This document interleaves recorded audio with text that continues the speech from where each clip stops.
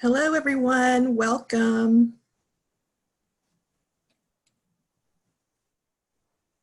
I hope everyone's having a great Friday, a great day to have a workshop on rethinking assessments.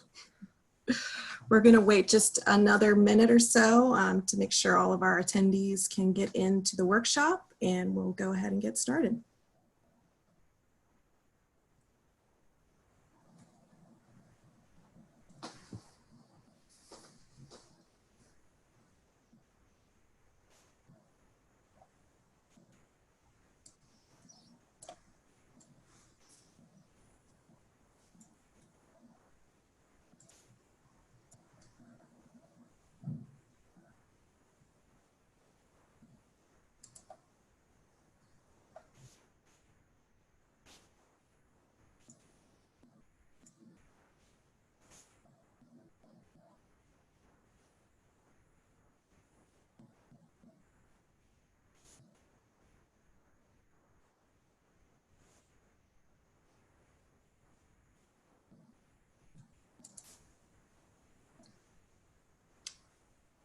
Okay, it is 10:03. Looks like we haven't had anybody join now for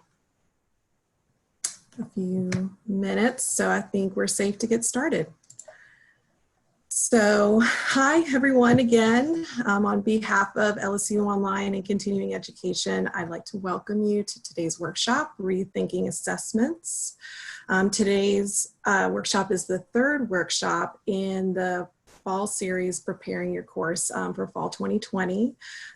Just to kind of recap the previous workshops that we've offered so far. In workshop 1, we did Design to Align, where we discussed basic principles of course design and alignment that can be applied across various delivery modalities. Followed by workshop 2, where we discussed the HighFlex course model, where we discussed key principles to consider for, different blended or online course modalities such as learner choice, equivalency, reusability, and accessibility. So building on that concept of alignment and some of the principles of the HighFlex model, in today's workshop, we are going to discuss how you can reimagine traditional assessments in light of student and faculty constraints, your essential learning goals, and the different tools and technologies available.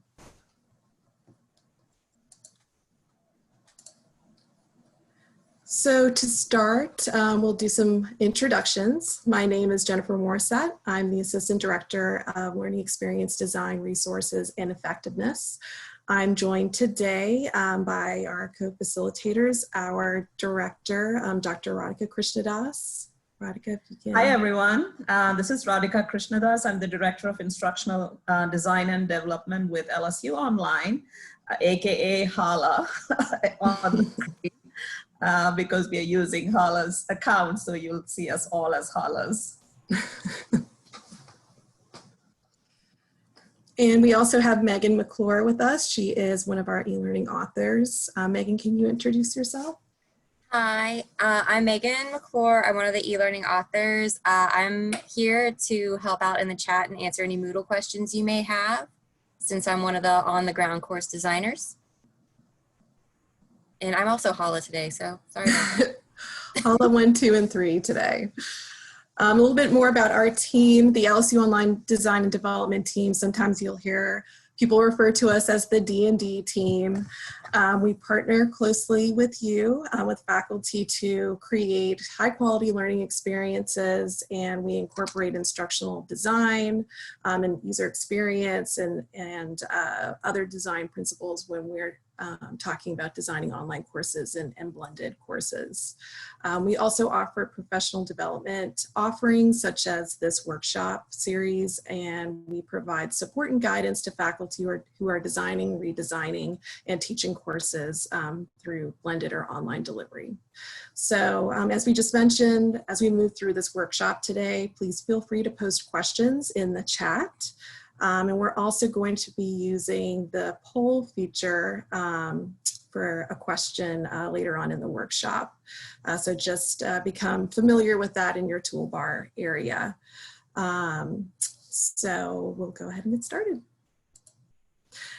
Our workshop objectives, just to kind of recap this, by the end of the workshop, you're going to be able to explore the alternatives to traditional assessments that meet the intended outcomes, are student-centered, manageable, and scalable. Identify tools and technology available at LSU to design and facilitate formative and summative assessments. Design relevant assessments that align with essential course outcomes using available tools and technology, and select scoring tools such as rubrics based on intended outcomes. So in short, our objectives for this session, we're going to be looking at some alternatives to current assessments that could be flexed to suit different modalities, are comparatively low tech, which is important, and that can scale as necessary. So we're going to consider different options. We'll look at different tools and technology as we design and implement these assessments. So let's kind of dig in, shall we? I'd like to kind of recap here on just a review of assessment. We did post on the website when you registered for this workshop to review a little video called the assessment strategy video. So just to kind of recap that, when we talk about defining assessment, because this term can often mean different things, especially in education, to different people. So in this workshop, when we say assessment, what we really mean is that it's the process of measuring student understanding of and proficiency in course learning outcomes. So in general, there are two forms of assessment in your courses. Those are going to be the formative assessment and the summative assessment. The formative assessment evaluates student learning over time. And the purpose is more about informing the student of their level of understanding of the material. So it's meant to be more of, those quick knowledge checks so that they can, kind of redirect their efforts and things like that, in order to increase their, or better perform in the course. And the summative assessment, that is the comprehensive measure and evidence of learning at the end of the course. So an example of this could be a comprehensive final exam, or maybe like a term paper or something like that.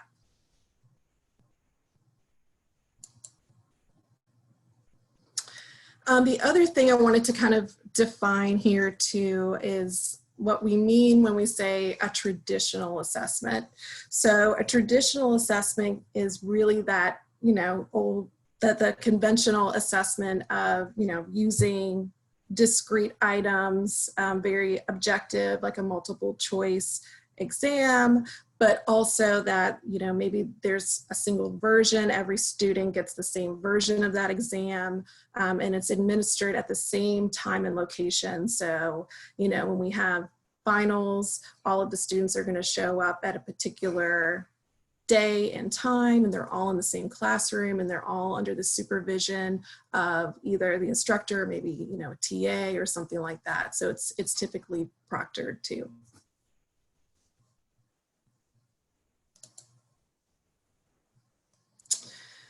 Okay, so the challenge, when we're talking about the traditional assessment and challenges when we are implementing this into an online modality, as many of you probably experienced this past spring and maybe what you're currently doing this summer as well, but a sudden shift to a different course delivery modality can impact your ability to successfully implement assessments that were originally designed to be administered in an in-person environment under the supervision of an instructor or another proctor.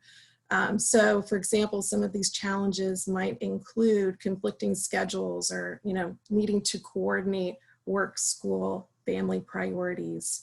It may be difficult for this instructor and the student to be present at the same time synchronously, you know, whether that's dealing with internet outages, maybe there are third-party vendor capacity issues, as you know, many of us experienced that with ProctorU at the end of the spring semester. And of course, the associated fees that maybe that go along with using a third-party vendor or something like that. The other part of that too is you are often needing to learn a new system and learning, you know, different settings just to even get your assessment set up. So there's a learning curve involved, not only for the faculty member, but also for the student taking the exam.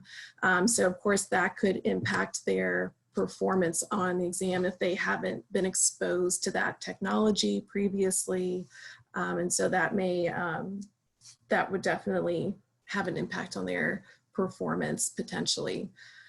And then of course, ensuring academic integrity. If we're not going to be using a proctor, what are strategies and things that we can be thinking about for ensuring academic integrity? So really, essentially what, kind of to reiterate that, what can happen is the assessment scenario, you're kind of trying to fit a square peg into a round hole. And this is ultimately because the circumstances of the learning and the measurement process has changed when you're shifting to a different modality. So therefore, your assessments, you really need to maybe reimagine that process and help to control for some of that unpredictability. So that's what we're going to talk about today. And we're going to go over a few different examples.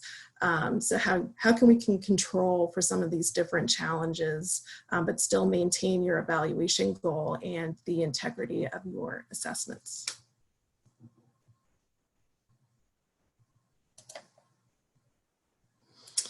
Okay, so I'd like to pause here and I'm going to start a poll. Give me one moment here while I try and figure out how to do this again. But the question I would like you to answer is, what do you anticipate the biggest challenge to be in implementing your course assessments online? So I'm going to launch the poll now. So you'll be able to select your top answer. And I'm going to end the poll here in a few moments and I'll share the results.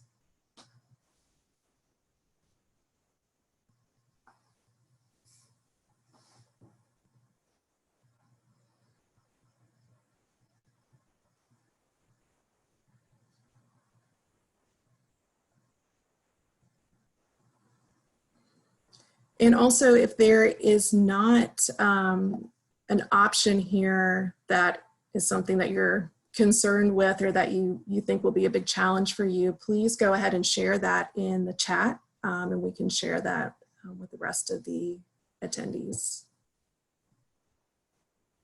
Okay, so it looks like 100% have voted. So I'm going to share the results. And it looks like 14% coordinating work, school, and family priorities is a challenge. Nobody's really concerned about vendor or technology issues with capacity. 14% is learning the new systems and settings. Fees aren't an issue, but 71% is ensuring academic integrity, and rightfully so. Dr. Krishnadas, were there any other options listed in the chat? No, no other questions or suggestions or comments here. Okay.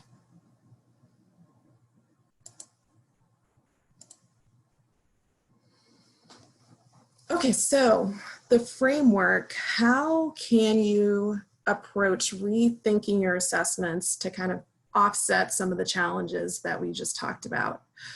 Well, we can use a framework, and this is to consider, these are the different considerations you should have when you are designing your assessment strategy. And they're going to help direct that strategy. So asking these questions can help identify basically those parameters within which you can redesign your assessment. So the first step is always to look at your course outcomes.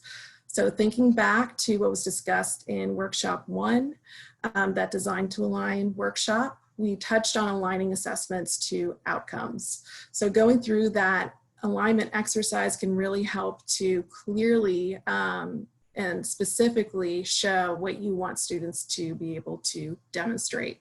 So this may be problem solving, critical thinking, or writing skills, synthesis, analysis, you know, whatever those outcomes may be. So in going through that process, you may gain some insight here as to the best task to evaluate the proficiency of your students or a specific skill or competency. So just kind of going through that exercise to start will help you kind of narrow your focus and target on exactly what it is you want students to be able to do. But it's also a helpful exercise for you to kind of reflect on your current assessment, to reevaluate what, you know, whether or not it actually is aligned. So you may find that given your particular course outcomes, that maybe your assessment can be, you know, delivered in a little bit of a different way, use a different strategy, a different assessment type. And so we're going to talk about a few different examples after this slide here. So the next thing you want to think about are your students' constraints. So do you know whether or not they're going to have limited or inconsistent access to the internet? You know, given, you know, the experience that you may have had at the end of the spring semester, you may have had a lot of students that had varying schedules. They had you know, a lot of issues with getting access to reliable internet. So these are things to kind of be thinking of and planning ahead for. You know, maybe they have different caregiving responsibilities. They could even be in a different time zone if they're not actually in Louisiana, and maybe they're at home with their families, especially if, you know, considering what may happen at the end of the semester and after Thanksgiving and things like that. So we want to be mindful of that. We don't want to put any kind of unnecessary burden on students or yourself to, you know, put the burden of changing a different exam, or maybe, you know, using the proctor, or having to you know, source different resources and kind of, you know, reschedule everything just to take the assessment. So we also don't want to introduce unnecessarily any inequities based on the technology access and things like that, right? So, and paid proctors and whatnot. So another thing for you to think about is your typical class size. You know, if you typically have a large class, over 100 students or something like that, that is going to impact your design of your assessments and, you know, the different strategy you're going to take to deliver that. So there's different considerations for grading effort. You know, maybe will you have access to TAs helping you or other instructors? So these are all kind of the information gathering session here in this framework for determining those parameters. And then the last thing is the capabilities and limitations of the available tools here at LSU. So first and foremost, that's going to be Moodle typically. There's a lot of native tools within Moodle, little different features and functionalities, many of which are going to improve, and there'll be more things available with our upgrade to 3.7 that's currently in progress.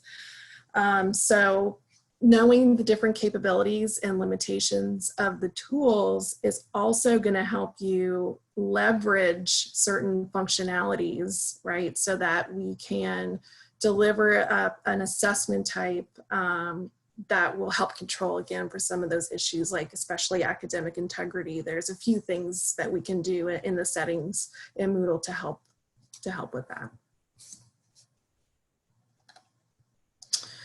So kind of in closing here, once you identify your challenges, you can, that inform those parameters, you can focus on creating a strategy to assess your students. So as part of the assessment strategy, again, kind of thinking back to that video, if you were able to watch that, it's more than just the assessment itself. It also impacts the organization of your course, the different resources that you may need to provide to the student. So if, and kind of as an example here, what I mean is if you are going to take a different assessment approach, maybe you're going to chunk those assessments and break them up into smaller assessments instead of having like larger high stakes assessments. Maybe your modules need to be organized in a particular way, and your supporting materials need to be organized in a particular way such that students are able to get the resources they need and then take those assessments and progress through the course. Be thinking of that when we're going through some different examples today of how that may impact not only your current assessment, but the organization of your course and the different resources that you currently have and how you may need to add on to that. Okay, so let's take a look at a few scenarios of alternative assessment examples. Unless there's any questions so far, do we need to pause for that? No questions. Okay.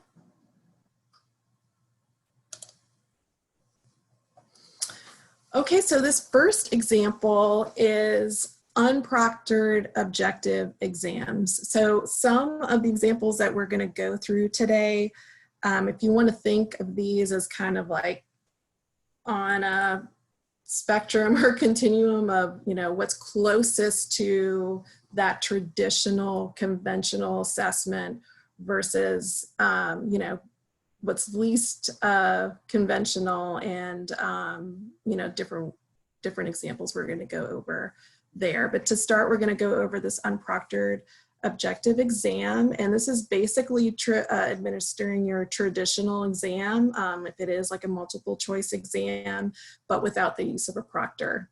So in this case, what we're going to control for is we're going to eliminate any vendor issues, right? Any associated fees.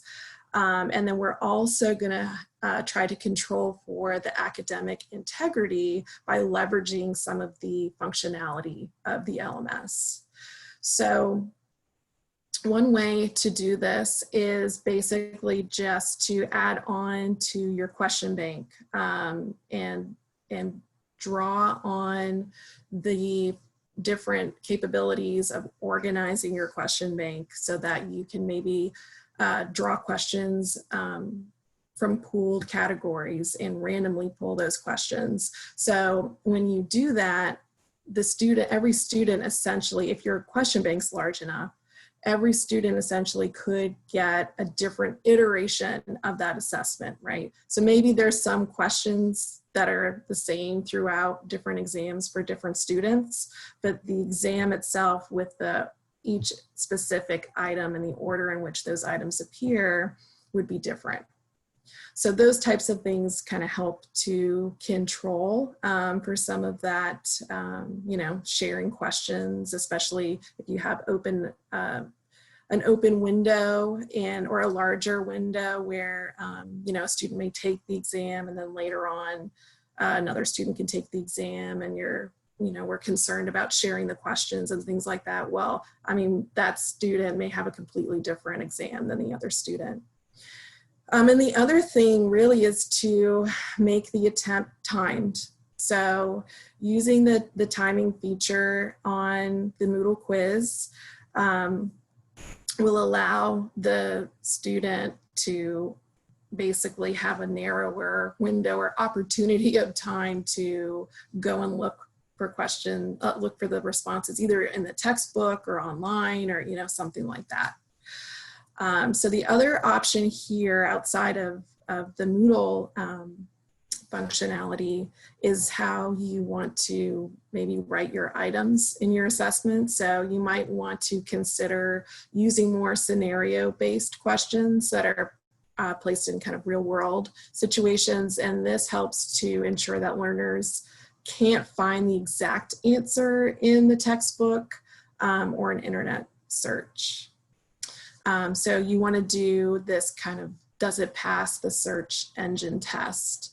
So search online for the answer to an assessment that you've created. And if the question is written in a way that can be easily found when you're typing it in the search engine, then you may want to consider revising that.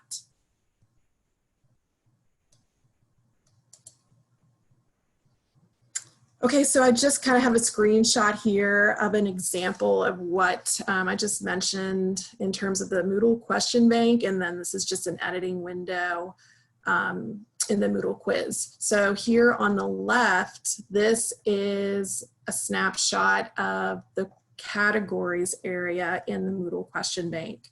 So you can create parent categories and then nested child categories, and the smallest category that you see, where in this case there it's just 2, but you can go as far as you need to. That smallest category is where you're going to randomly pull questions from. So in this particular example, the question bank is organized by the learning objective or course outcome. You could do it that way too. Tied back to also that particular module where that item is maybe covered. So that's kind of good practice just for, again, that alignment exercise that we've mentioned a few times here, by actually organizing your assessment by the category, by outcome, learning outcome. And then also even the item name itself can be linked to a particular learning objective. That's going to help you kind of construct your assessment so that you are pulling adequately across the construct of your assessment, right? So if you have different topics that you want to make sure all of those topics are going to be on that assessment for each student, but you want to have different questions appear for each student, then you need to organize the categories appropriately so that you can make sure that you're pulling random questions from appropriate categories. So what we don't want to do, for example, is have a super large question bank and you're just randomly pulling 50 questions from 150 questions, because at that point there's no way to tell Moodle that to pull these types of questions versus other types of questions on like a particular topic. So if we're kind of thinking about like that construct validity piece of the assessment, it's better to have these organized in smaller chunks based on what you're assessing. And then just really quickly, this is what it would look like on the edit quiz window. You see here where it says random, here on the right-hand side where it says add. If I were to click there, it would say add a random question. And then it would pull up this question bank category, and you can choose from the various categories. So this M05 Learning Objective 1, this is the category name. So you can see here, there are 3 random questions being pulled from Module 5 Learning Objective 10. Okay, are there any questions on this before I move on? Yeah, there was a question, I think Megan answered it. If I have 10 different items for a quiz and have a question bank of 20 questions with 2 questions per item topic, how do I get Moodle to randomize all 10 topics and not end up with 2 questions for each topic on the quiz? That is, only 5 of the topics show up. That was a question, and Megan answered, when you randomly pull a question, you choose the exact number per category. Yes, yes. And also you can, so let me kind of back up here too, just to elaborate on what I mentioned. Kind of a rule of thumb is to have at least 2, we recommend usually 3 versions of an item for every question you're going to pull. So if your exam is 50 questions, we recommend having 150 questions in the question bank. And that kind of logic would apply for each subcategory. So if you're pulling 1 question from a particular topic, right, you want to make sure there are 3 comparable questions within that smaller category. If you're pulling 2 questions from that topic, you want to make sure there's 6 items in there. That's just best practice. You don't have to do that. It's not like it wouldn't work or anything, but that's just our kind of general rule of thumb. Were there any other questions? No. Okay. Okay, so the next assessment example I'd like to go over is kind of that next step. So we just talked about the traditional assessment without a proctor, but it's still kind of objective with that multiple choice. We're just going to expand the question bank and randomly pull questions. In this assessment type, you could do the same, except it's really going to be focused more on the open book. So it's still not proctored, but instead of the objective type items, they're going to be more higher order thinking skills. So we sometimes call this HOTS. That's higher order thinking skills. And so this is going to help generate more unique responses from the students. So anytime you can do an assessment where there is a unique response from the student, meaning it's kind of open-ended, they have to write the answer themselves. But it's also, they also have to, you know, be able to provide some sort of reflection on that question. So what I mean by like open-ended, I don't also mean that it's an objective item and they're just typing in the correct response versus a multiple choice selection. So this is, again, going to be a little bit more of those conceptual type questions. For example, that could be questions like, what would happen if this, or maybe explain this concept through this particular theory, or what would be the next rational step in this process. You could also maybe provide an image or a chart and ask questions around that particular image or chart. You could use questions that include phrases like what's the most appropriate or most important, and have the student kind of justify their answer.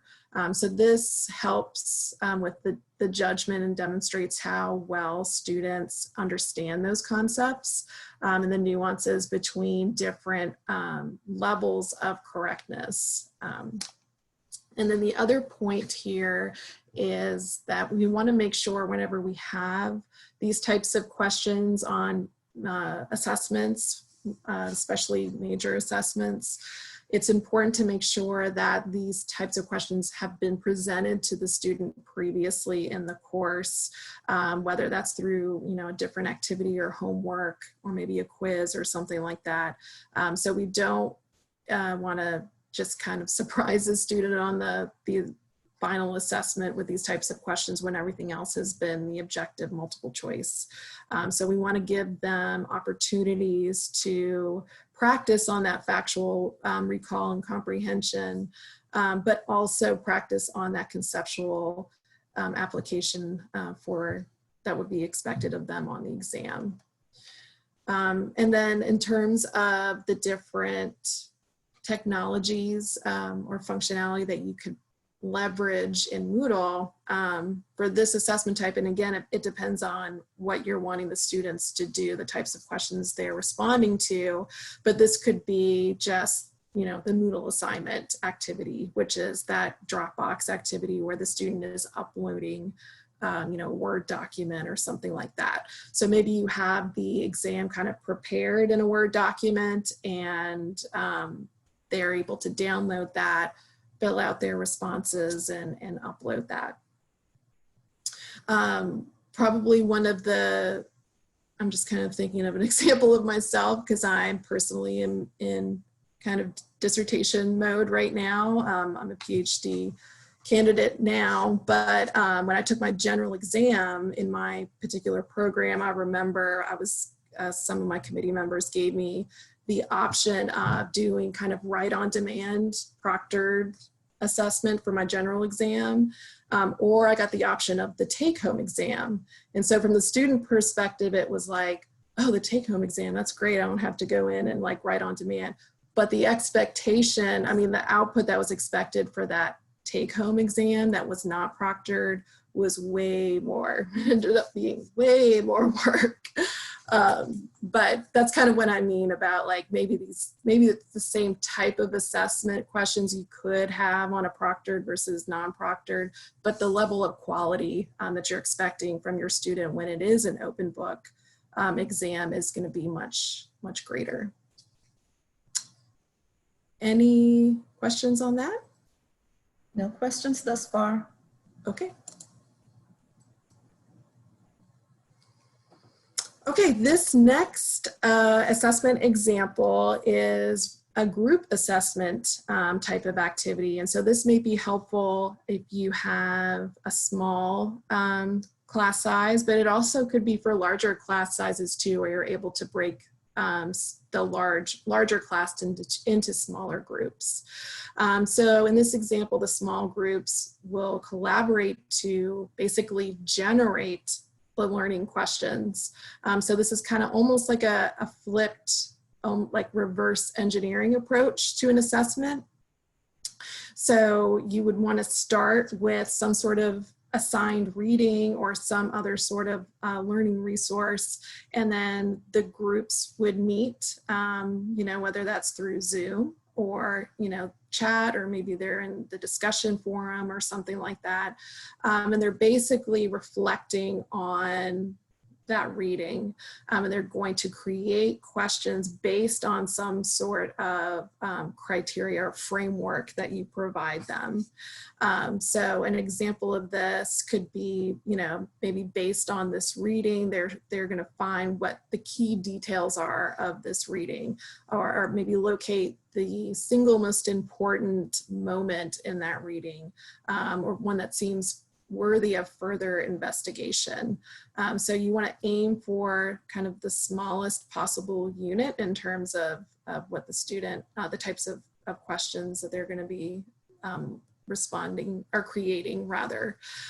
So this helps them to kind of think a little bit more deeply about that particular moment in the reading, but then also consider how it may fit into the bigger picture. So with that, they could also create kind of these overarching questions. So maybe they would need to locate the larger idea within the text or that resource that seems to kind of circle or explore and have them and take up. So frame a question about the larger idea that seeks more reflective understanding about the text. So maybe they need to find a few phrases within the text that resonate with a particular concern. It might be useful to think of this as a question that the text has for us. So instead of questions we have for the text, if that makes sense. And then because these are group assessments, you may want to leverage peer assessment. And there are different activities you can use in Moodle to help facilitate this. Peer assessment is really, if you're going to use peer assessment, the workshop activity actually is a great activity type that will help facilitate the different stages of group work, but also it helps with peer assessment as well. So just something to keep in mind, investigate. There is going to be some information well, there is information on Moodle Docs on the workshop activity type, and then I think in Grok we'll have some information there as well with the upgrade. Any questions? I'm seeing the chat. Yeah, we had questions. We have students who hire professionals to complete homework assignments. A coworker had a student who hired someone to take exams. What might we do to reduce this risk? So one of the suggestions was professional proctoring, where the face of the student and the identity is revealed. The other was, I've seen some programs that have students sign an honor code before they take their assessment. So kind of a professional integrity, conveying that. Do you have any other suggestions, Jennifer? Well, one suggestion that's always helpful, especially if your assessments are more open-ended, which is actually an advantage in that if you have the different questions in the homeworks or other places in the course where you're able to kind of get a feel for that student's particular writing style, you might be surprised how unique that is to a particular person. So if you're used to seeing things turned in from the student written in a particular way, and then all of a sudden their final assessment is like, whoa, this is not, like, you can kind of just tell it's not them. I mean, that might raise some red flags there to investigate further. I don't know, Dr. Krishnadas, do you have any suggestions? No, I think those are, like Megan responded, the professional proctoring is your best bet for those kind of situations, or really create open-ended assignments and monitor the voice of the student. There's not much we can do beyond that.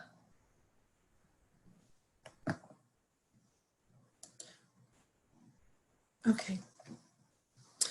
So this is the final example I'd like to talk about, and this is kind of like the end all be all thing of what we'd like to kind of strive for those application type assessments, kind of the opposite end of the spectrum of the objective conventional assessment. And so this is the authentic assessment. And really, this is going to require the student to apply what they've learned and maybe apply that in a different situation. You're wanting the student to actually do a lot of the things that maybe you've discussed in your lectures or in the class. So these assessments simulate real world context. So brings in that situational awareness and context so that, students need to reflect on the particular situation and make judgment calls and be able to justify, why they made the decisions that they did. So when you're thinking about designing an authentic assessment, you definitely want to replicate the context in which students or in which adults would be tested. So this is even, in the workplace or in civic or, in personal life. So think of a situation where you have to make a decision essentially. And so you want the student to draw on the different principles, theories maybe that you've discussed in the class, and have them create an object or describe their particular response, in that particular situation.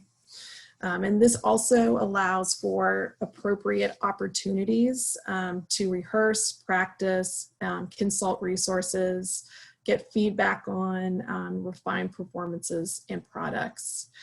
So again, the tasks in the authentic assessment are really multifaceted. They're not usually yes and no, one and done kind of assessment. They're more complex. They require higher order thinking skills because it's more integrative. They're going to draw on different parts of, you know, what they've learned in the course up to that point and create some sort of product or artifact based on that.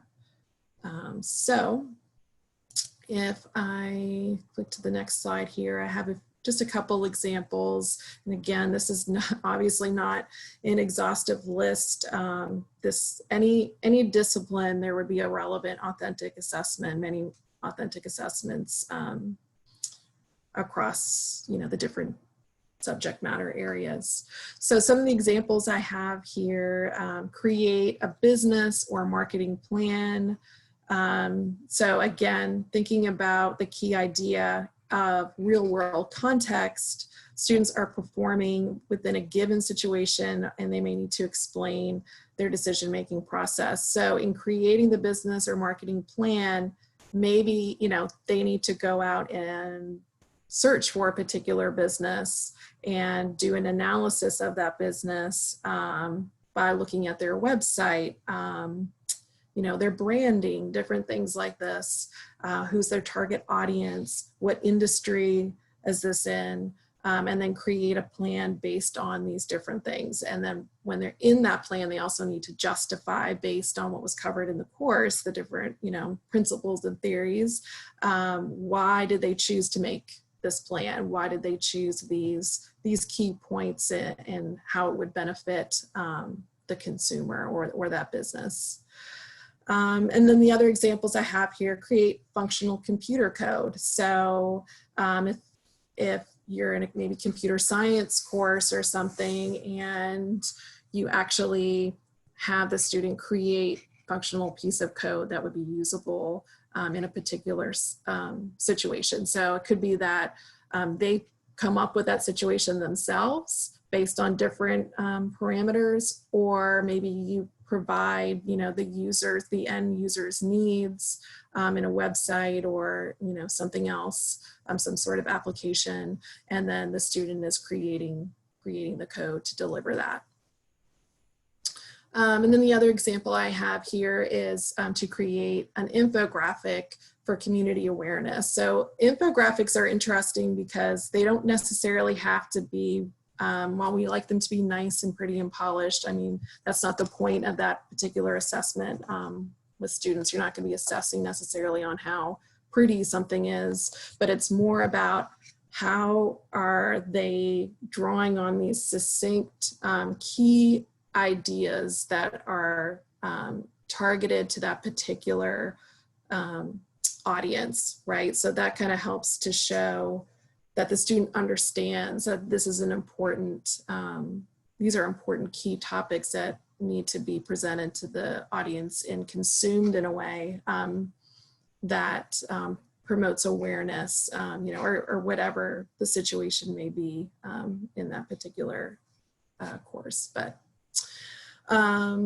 so a few other things that I had listed here in my notes, I just have like maybe creating a process chart or workflow diagram, or maybe play a policy session, creating function or a case analysis, you know, or something like that. That's another idea, example of an authentic assessment.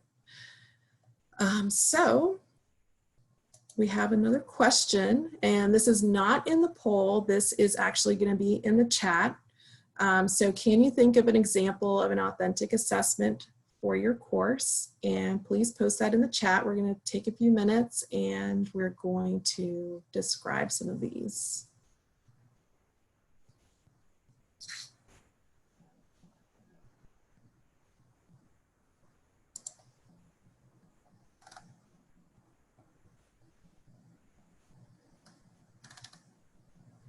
So please go ahead and post some examples if you have any that you'd like to share in the chat. And we can share that with the rest of the attendees if you'd like to. Please also make sure when you are responding in the chat or posting in the chat that you post to everyone and not just the panelists.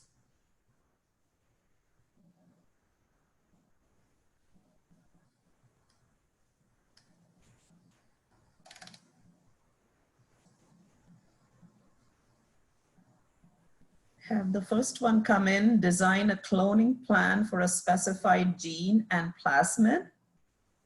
From cost accounting, regression analysis problem with a memo explaining outcome and variables used. Yeah, that's great. 2 excellent examples. Design a cloning plan, that would be really I like that one too, the cloning Mhm. plan one. That's great. That would be really cool. Design an experiment to evaluate P53 gene expression in breast cancer patient. Wow. Beautiful. Yeah, that's awesome. Yeah. Freda says, I teach beginning journalism. I teach how to write a specific story, then send students out to write a story on a particular story style. A feature on Mike the Tiger is different than a new story on Mike the Tiger is sick. Sarah says, I like the idea of an infographic. I teach Spanish beginning to intermediate, and culture often gets overlooked. This would be a great resource to present a cultural topic on a country, issue, etc. That's a great idea. Yes. Because that brings in the research element and application. Yes. Preparation of part of a disclosure schedule, which are exceptions to representations and warranties in a merger agreement. Wow. I teach mergers and acquisitions at the Law Center. That is direct application. Yeah, these are all excellent, excellent examples of Wonderful authentic ideas. Wow, this is great. Yeah, and just to kind of go back to that infographic example, just something came to mind. I worked on a course one time. It was a horticulture course actually, and it was for online. So that that in and of itself, being a horticulture course, was kind of difficult to put online. But the faculty member did have an infographic assignment where the student was doing research on a particular horticultural crop that was from around, you know, whether it was the primary export of, you know, a certain country. This was an international horticulture course. But the students were required to, based on their research, create an infographic that presented the key data of that particular country with the export, imports, and then different stats about that, you know, also images of the different varieties and things like that. So it was a nice way for students, and then they shared that with the class, with their classmates. So, all right, well, these I attended all an e-learning course once. So one of the authentic assessments were, we just covered all the learning theories. So they asked us to go out and look at popular sites like Udemy or Khan Academy or whatever, and ask us to look at the assignments and activities and kind of figure out what theories had been used to design the activities. So that was a great way of kind of reinforcing the theory and how that would apply in practice. Well, that was a great, yeah. Great. Okay, so we have about 5 minutes left. We only have a few more slides here. The last thing I wanted to go over is just briefly touch on rubrics. So when we have these, you know, more authentic type assessments or the open-ended type questions, it's important to have some sort of scoring tool to assess the student's performance. So really the rubric lays out the traits that will be evaluated in those gradations of quality. So you want to use the attributes of the course outcomes to make learning more meaningful. And then you can also ask students to self-assess and submit reflection. So there are two particular, oops, let me go back here. Two types of rubrics I wanted to touch on quickly. This is the holistic rubric and the analytic rubric. The holistic rubric is when you are most interested in just the overall quality of the product. Okay, so you're basically going to evaluate everything simultaneously. So it's not meant to be diagnostic, it's meant to be more summative, and it's an efficient type of rubric for large groups and when you want to just get a quick snapshot of that achievement. And then the analytic rubric, this is the one where you're more interested in breaking out those components and each dimension of the task so that you can evaluate the performance more at the subtask level. So when you do that, it's ideal for, or it allows opportunity for more targeted feedback on those subtask areas because you're actually you know, providing a score, a evaluative score on each of those tasks. So I'm going to show an example here. This is an analytic rubric example of a research paper. And so what I wanted to just kind of point out quickly here is the focus again on drawing out the different subcomponents of the diagnostics for diagnostics of students' strengths and weaknesses in that specific skill area. So for the research paper, this on the first column here, and this is the criteria the subtask components, right, that you're assessing, and then the standards based on how they perform each of these tasks. This would be the score that they get. So this might be, you might be most familiar with this rubric type, but this is really good if you want to give students that feedback and clearly show how they're performing on each parts of the tasks. The next thing I would like to show is just an example of the holistic rubric. And so this is what we mean about the more summative nature that you can see here. There's nothing that's parsed out in terms of the different subcomponents. Basically, everything that is expected of the student in order to get a score here is described here in the criteria area. So you can kind of use your judgment here as to whether or not it's, you know, 85% or 95%, but in general, it's going to fall in this general area.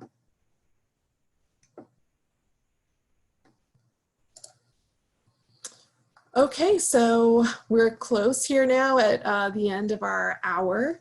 So next steps would be to visit our website, online.lsu.edu, the faculty training and events site. And if you have not done so already, you can self-enroll into the Moodle resource course and also register for workshop number 4, which is going to be all about building in Moodle, which is, even if you're already really familiar with Moodle, I definitely recommend registering for this workshop because this is going to be offered after the upgrade to 3.7. So we're going to be pulling in some of the new features and functionalities of 3.7 here. So I'm definitely trying to attend that if you can. And again, assistance and support, as always, the FTC is available, and we will be starting our Zoom live faculty support again with our designers on July 6th.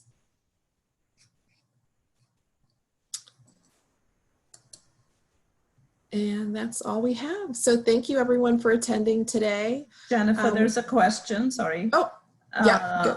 When will we be able to request Moodle courses for fall 2020? So do you mean the master courses in the new 3.7 template? Is that what you mean? Yes, master courses for online. Yeah. So master courses will be available on July 5th or July 6th, I think. So you should be able to request that from our website too. Yeah, and I think if you have a Moodle course, master course already available, those will be moved over. So you don't have to request that again. That will be moved over, and then you can continue working in your master course. So if it's a new course, then yeah, you can request it after July 5th and everything has been moved over. There should be a link on the website.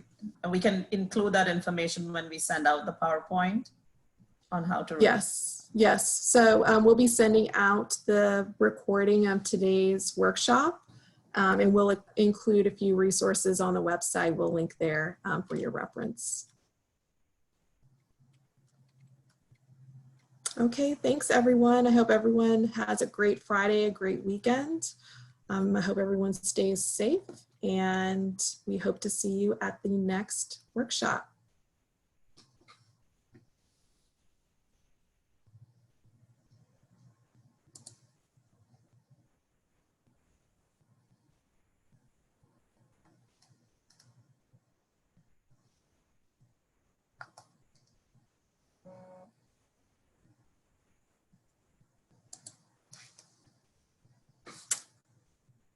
Okay, bye everyone.